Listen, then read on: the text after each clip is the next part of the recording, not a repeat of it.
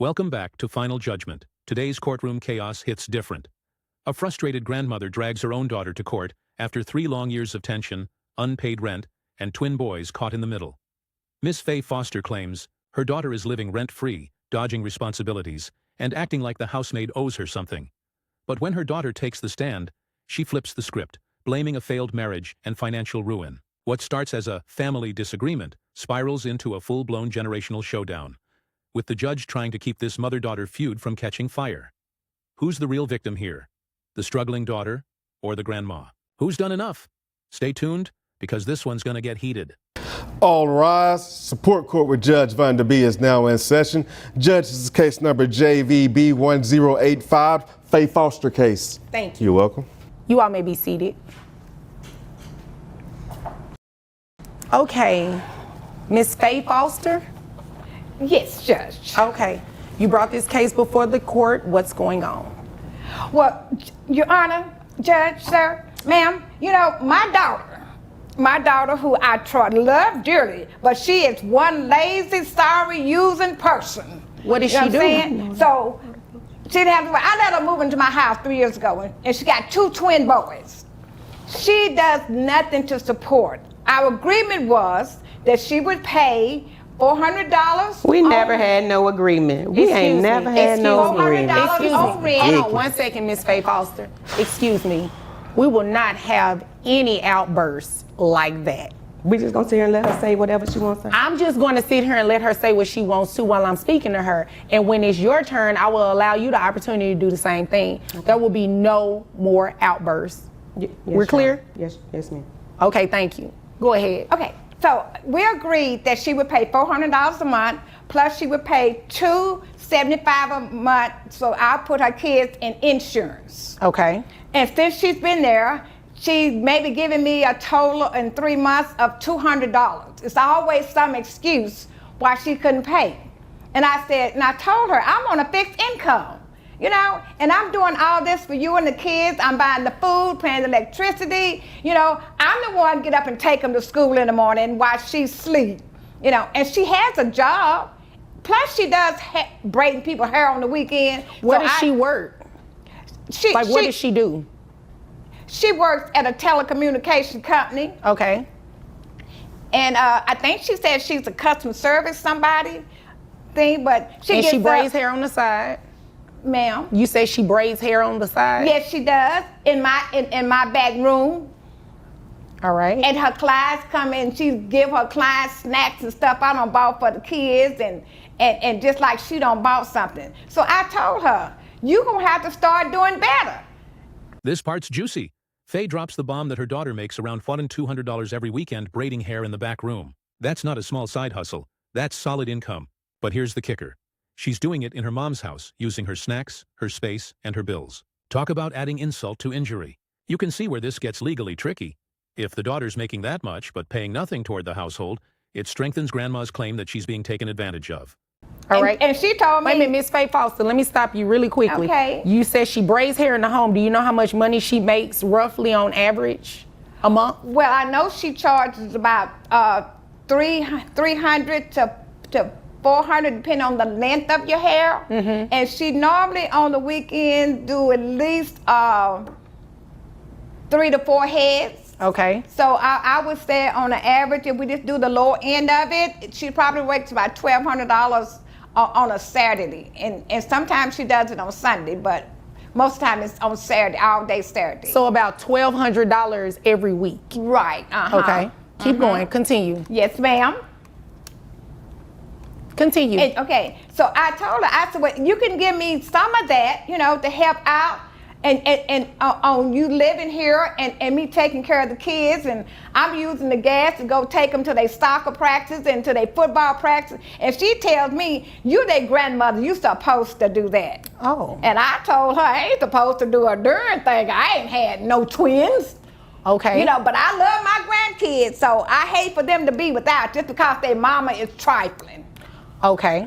All right. So we're going to not name call either, okay? I understand I understand your emotions are high.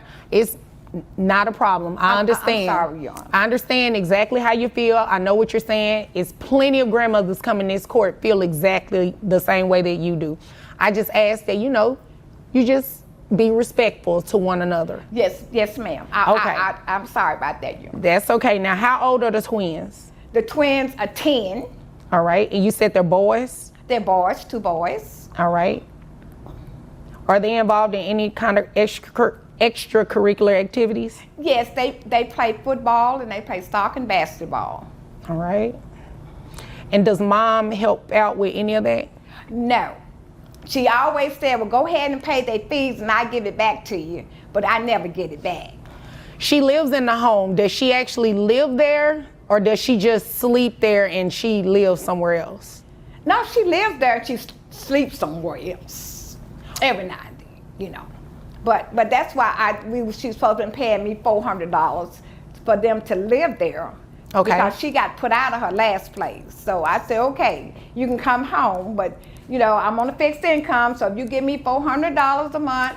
And then she said, okay. And I think she may have paid $200 one time, and that's it.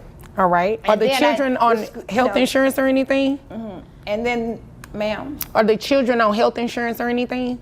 The children, I put them in insurance because I asked her, do you have insurance on these kids? And she said, I can't afford it.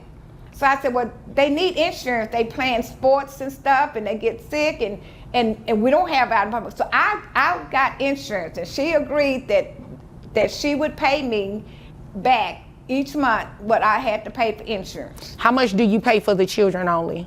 The children only is $275. $275. Okay.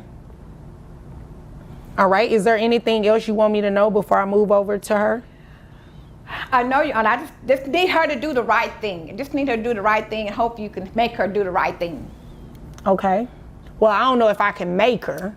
I can only do what the law allows, right? Yes, ma'am. Well, let me ask you a question about the living arrangements. Yes. This is where the timeline crushes the daughter's defense. Temporary housing doesn't mean a 3-year rent-free stay. The moment she admits it's been 3 years, the judge's eyebrow practically says it all. Legally, if someone lives somewhere that long, the arrangement can shift from temporary to implied tenancy. And if grandma's paying the bills and insurance, yeah, that's full financial dependency. The judge knows exactly where this is headed. You said this was supposed to be temporary? It was supposed to be temporary until she found her a place to stay that they can afford. But it's been 3 years, and I don't think she's looking for any place to stay, Your Honor. All right. I don't think she has looked at all, and she keeps saying, well, I don't have the money to get a place that's nice enough for me and the boys, and that I can afford, and then people want a high deposit and all this kind of stuff. So, I'm like, okay, but I need you to help out, and that's fine, because you can't live nowhere else for $400. Okay, yeah, that's a good point. That's a good point. All right. Is there anything else you want me to know before I move over to her? Yes, Your Honor. She, she's always gone. She doesn't attend a function because she said, she got to go out with her girls and kick it, or she got to be with a man and kick it. And so, I was like, you're not even trying to be a part of these kids' life. You just want to be fancy free and let somebody else take care of your kids. So, okay. Okay, so it's just too much. Can I move over to her, or is there anything else? Yes, ma'am, go ahead. Okay. Now, you have the opportunity to let me know what you want me to know, respectfully. So now the daughter fires back, and her tone says it all. Frustration mixed with embarrassment. She blames a bad marriage, a husband who drained her finances, and a mom who wanted grandbabies but doesn't want to help raise them. This is where sympathy starts to shift, because trauma and financial hardship are real. But blaming your mother for asking you to contribute? That's where the audience divides. What do you think? Is she justified or making excuses? Comment below, team mom or team daughter. I mean, what's all that about? The huffing, puffing? And Because she's lying. She's telling half-truths and sitting over there in her Christian outfit like everything she's saying is the gospel. Yes, me and my children did move in with her 3 years ago, but what she didn't say was, it's because I had a tragic divorce with my ex-husband, who her and her church members just wanted me to marry this guy because he was so churchly and good, and he ended up being the devil. And in our divorce, he wiped us clean. Okay. And my credit was messed up. He took all the money and he left, and he did all of that, and so it left us devastated. So my mother said that it was cool for us to come and stay with her while I get things together, and so let me get back on our feet. I understand all of that, but let me ask you a question. Just to fill in the gaps, right? So is it true what she said that you're supposed to give her $400? No, that was never an agreement. Okay, hold on. So was there any agreement for you to give her any money to financially support your children? She said to. No, that was a yes or no. Not in that way. Not in that way. So explain the way. So when we talked initially, before even moving in, it was, y'all just come, just take your time, get yourself together. I got you guys. I got my grandbabies, who she was very instrumental in. I want grandbabies, I want grandbabies, I want grandbabies, I want grandbabies, I want grandbabies. So I'm giving you the opportunity. So because she's instrumental in wanting grandbabies, that means that she has to take care of them too? It doesn't mean she has to take. I'm saying she's not telling the full story how it is. It was never an agreement on a dollar amount of being able to help. It's just do what you can when you can. So was there ever an agreement for it to be a temporary situation? Well, yes. You'd agree with me that 3 years is no longer temporary, right? I would say it's no longer temporary, but in the moments where I would say, you know what, I'm gonna do what I can to see what I can to get, it was her, the one that was talking about, oh, that's not a good place for my grandbabies.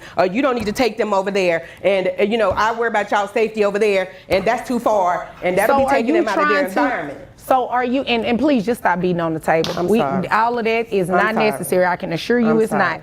Just emotional a little bit. I understand. Y'all need to calm down, all right? I can't believe I'm even here. This is ridiculous. Well, this is where you come when you want some relief. When you are wanting certain things to happen, you come to court to take care of it. It's unfortunate that the two of you couldn't work it out because you're mother and daughter, but this is where you come, right? So do you have any intentions of moving out and taking your children, or are you going to move out yourself and leave the children with her? I mean, she knows what the situation is. I mean, when I was working, which she knows at this point that there was a huge layoff because of COVID and why I started doing hair in the first place to try and make amends. So for her to sit over here talking about, oh, I got all these jobs and I got all this finance coming in at this point, it's just ridiculous. And it just shows to, just how low she'll stoop to how she behaves and how she acts. But she letting you live for free. She's been allowing you to do it for 3 years. She pays for everything for your children. She feeds your children. She takes them to school. She pays for health insurance. She's literally doing everything. You're doing nothing. But that's her story. I'm doing more than I'm doing exactly what I can. I cook, I clean, I do what the stuff she asks me to do for church. Hold on.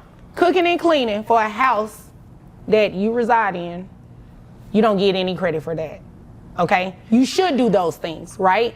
But in terms of your children, what are you doing? Because she said she's doing it all, everything I just named off. You have yet to dispute that.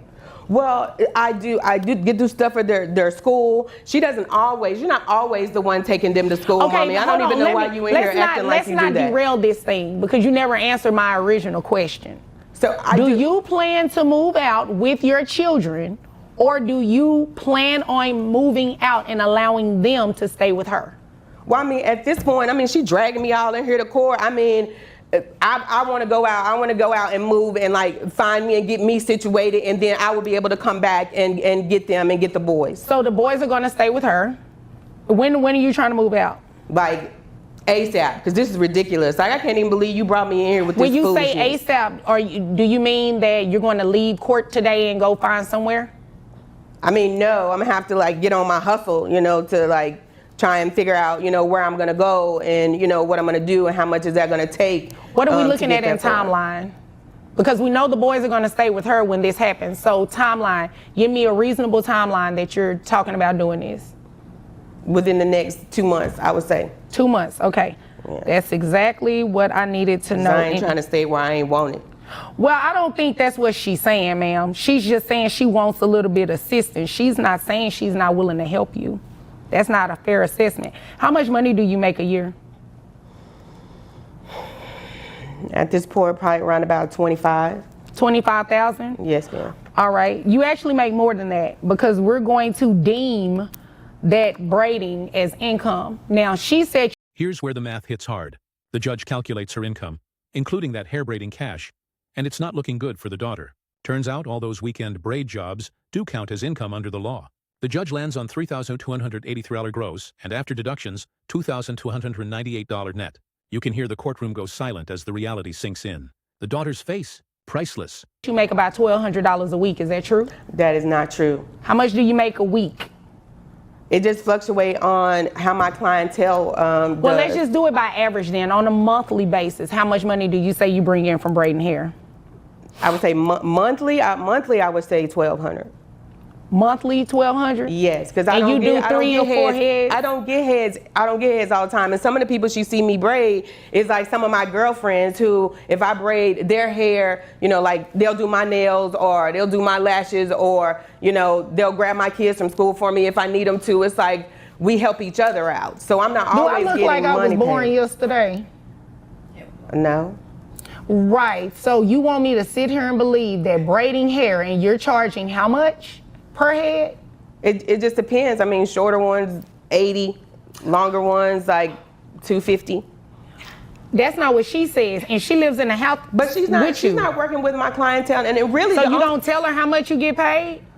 No, because she really huff and puff around the house, and really the only reason we here because my boyfriend Tank Daddy, who she was dating, broke up with her, and she was pissed about it, and so I didn't agree with the situation. So that's the only reason why we really here is because she mad because I didn't take her side in the situation. When grown folks gonna do what grown folks gonna do, and that ain't none of my business. But I'm the one getting the brunt from it. I'm the one that's not doing something. I'm the one that's not doing what I'm supposed to do for my kids. So now it's an issue with my kids because her and my boyfriend's dad ain't in the right spot. And just because I didn't take her side. It wasn't no side to take. It ain't none of my business.